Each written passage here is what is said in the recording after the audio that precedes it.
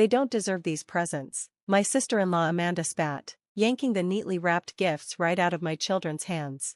My kids come from a better background. These should be theirs. I stood motionless in my mother-in-law's grand living room, horror gripping me as I watched my 8-year-old twins, Emily and James, clutch onto each other, tears welling in their eyes. The birthday celebration I had spent weeks preparing was unraveling before me.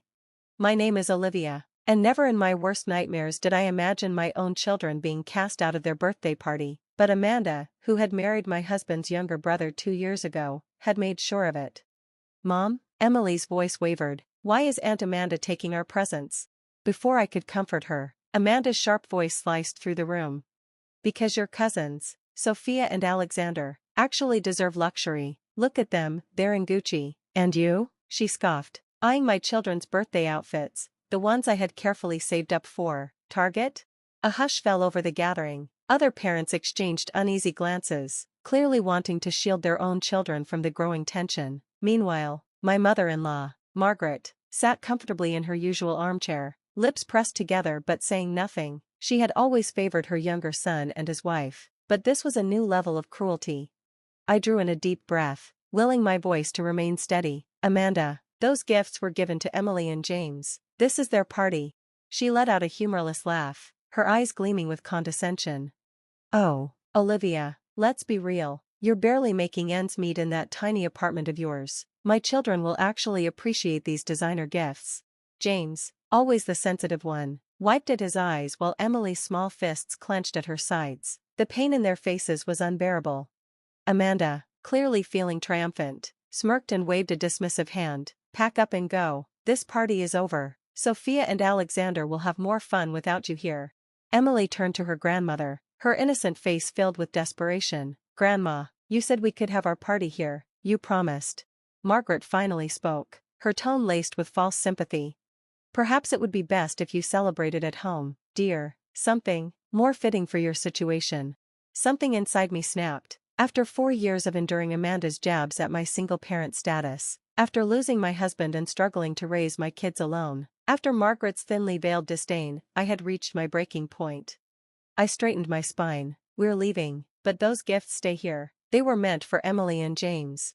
Amanda's smirk widened. "Oh? And what exactly are you going to do about it? This is Margaret's house, and she agrees with me, right, Margaret?" Margaret gave a small nod, refusing to meet my children's devastated eyes. Tears threatened to spill down Emily's cheeks as I helped my twins gather their coats, but just as we reached the door, a firm, elderly voice rang out. "And just what do you think you're doing to my great-grandchildren?" Silence fell over the room. Everyone turned to see Grandma Rose, Margaret's mother, standing in the doorway. At 92, she still carried an air of authority that could silence a room in an instant. Her sharp eyes scanned the scene, my heartbroken children, Amanda's smug expression, the stack of stolen presents. "I was just coming to wish the twins a happy birthday," she said, her voice heavy with meaning. "Would someone like to explain why they're being thrown out of their own party?" Amanda hesitated. "Aros, we were just sorting things out. The children."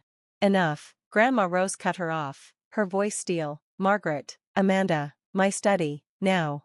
She then turned to me, her gaze softening. "Olivia, dear, stay here with the children. This won't take long." As they disappeared into the study, I knelt beside my twins, whispering reassurances even as I questioned how we would recover from this humiliation. But what I didn't know was that Grandma Rose had already set a plan in motion, one that would turn Amanda's entitled world upside down.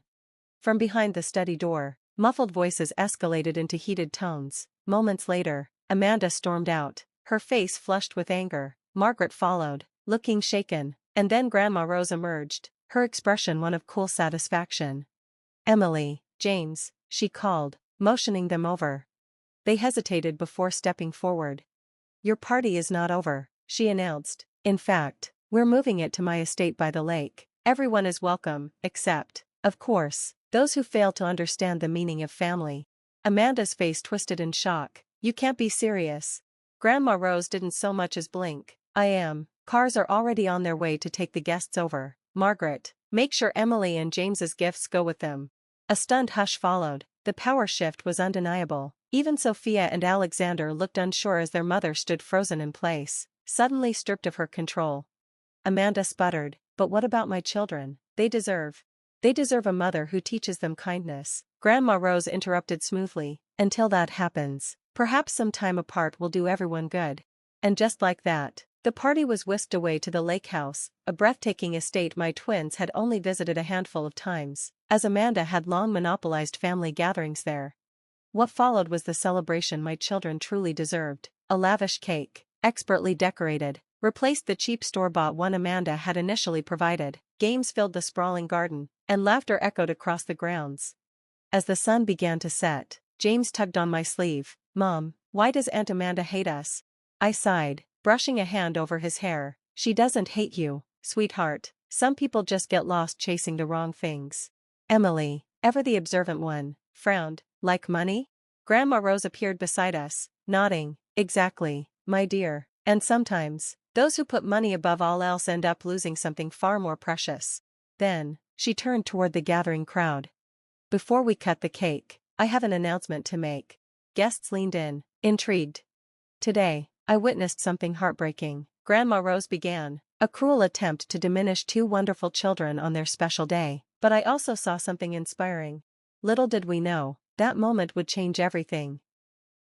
Emily and James had displayed more grace and strength than most adults could muster, and Grandma Rose had taken notice. She surveyed the gathered guests, her wise eyes landing on each person before making her announcement. "That's why I've made a decision," she said, her voice unwavering. "This lake house, along with the majority of my estate, will belong to Emily and James when they turn 21. Gasps filled the air. A mother in the crowd accidentally dropped her punch glass, the soft clink punctuating the stunned silence. "These children understand what truly matters," Grandma Rose continued. "Not brand names, not social status, but kindness, dignity, and family." Emotion swelled in my chest. Emily and James looked up at me, confusion flickering across their young faces. They were too little to grasp the weight of this moment. As my phone buzzed with frantic messages from Amanda and Margaret demanding answers, I silenced it. They had already done enough damage. "And there's more," Grandma Rose added, starting immediately. "Olivia will manage this estate on behalf of her children, which means," she turned to my twins with a smile, "you are welcome here anytime." That was when Amanda reappeared. Ignoring the earlier dismissal, she stormed across the lawn, rage twisting her features. "You can't do this," she screeched. "What about my children? What about their inheritance?" Grandma Rose met her fury with unshakable calm. "They will receive exactly what they deserve, a valuable lesson, courtesy of their mother's behavior." The other guests shifted uncomfortably as Amanda's composure shattered. "This isn't fair. We're family too," she wailed. "Family?" Grandma Rose's voice rang through the crowd. "Family doesn't steal from children. Family doesn't mock those who have less. Family doesn't tear each other down just to feel superior." She turned to Emily and James, who stood close, watching the scene unfold. "You two have shown more grace today than Amanda has in her entire life," Grandma Rose told them, "and that is worth more than all the designer clothes in the world." Amanda stood frozen, her expensive mascara smudging as the reality of her downfall sank in, not just the lost inheritance, but the respect of everyone watching. Even her own children looked at her with something dangerously close to embarrassment. Without another word, she turned and stormed off, her designer heels sinking into the manicured lawn. As she disappeared from sight, I heard Emily whisper to James, "This is better than any present, isn't it?" James nodded, a small smile breaking through. "Way better than what Aunt Amanda tried to steal." That night, under Grandma Rose's care, the party carried on with laughter, joy, and love, the things that truly mattered, but I had no idea that this was only the beginning. Amanda's greed wasn't going to fade so easily, and the storm she was about to unleash would shake our family to its core. The aftermath, the days following the party were nothing short of chaos. Amanda, unwilling to accept her loss, launched a smear campaign against me. She spread rumors that I had manipulated Grandma Rose, insisting that I'd somehow tricked her into changing the inheritance. What she didn't know was that Grandma Rose had prepared for this moment. 3 days later, every family member received an email from her lawyer. Attached was a video compilation, security footage from Grandma Rose's home, capturing Amanda's behavior over the years. Clips showed her mocking Emily and James when she thought no one was looking, whispering to her children that their cousins weren't worth playing with, casually removing my kids from family photos. Then came the most damning footage of all, just hours before the party. Amanda and Margaret, alone in the kitchen, Plotting. Once we get those presents, we'll have proof they rely on handouts. Amanda's voice rang clear. Then we can finally convince Rose they don't deserve a dime. Margaret's response was just as cold. It's for the best. That branch of the family is a disgrace. When the video hit the family group chat, the silence was deafening. Then, one by one, the messages started flooding in. Aunts, uncles, cousins, all expressing their disgust at what they had just seen. But Amanda wasn't finished. One evening, she showed up outside my apartment, her luxury car blocking my driveway. "You think you've won?" she spat as I guided my kids inside. "I'm hiring a lawyer. We'll prove Rose isn't in her right mind." I turned to face her, keeping my voice steady. "The only thing you're proving is how desperate you are." Her face twisted with rage. "At least I'm not living off my dead husband's life insurance. That's enough." A new voice cut through the tension. We both turned. Grandma Rose.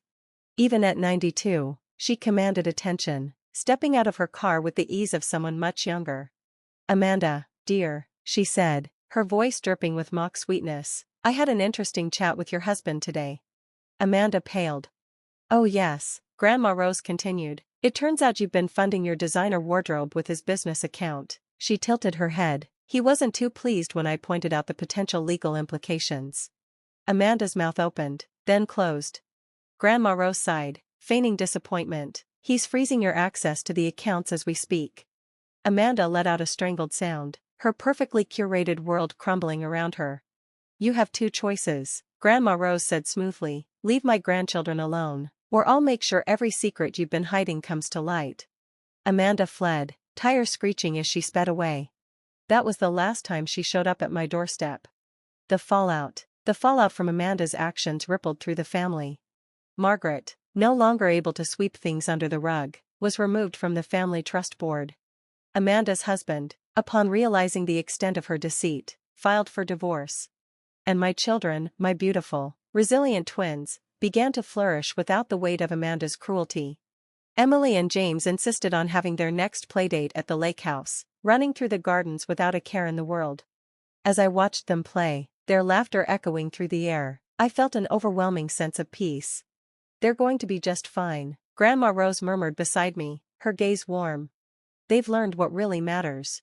I turned to her, emotion thick in my throat. "Thank you, not just for the inheritance, but for standing up for them." She patted my hand. "My dear, they earned it, not with money or privilege, but with the strength of their character." That Christmas, the family gathered at the lake house for the first time. Amanda and Margaret were nowhere to be seen, having opted for an expensive resort far away. But the rest of us?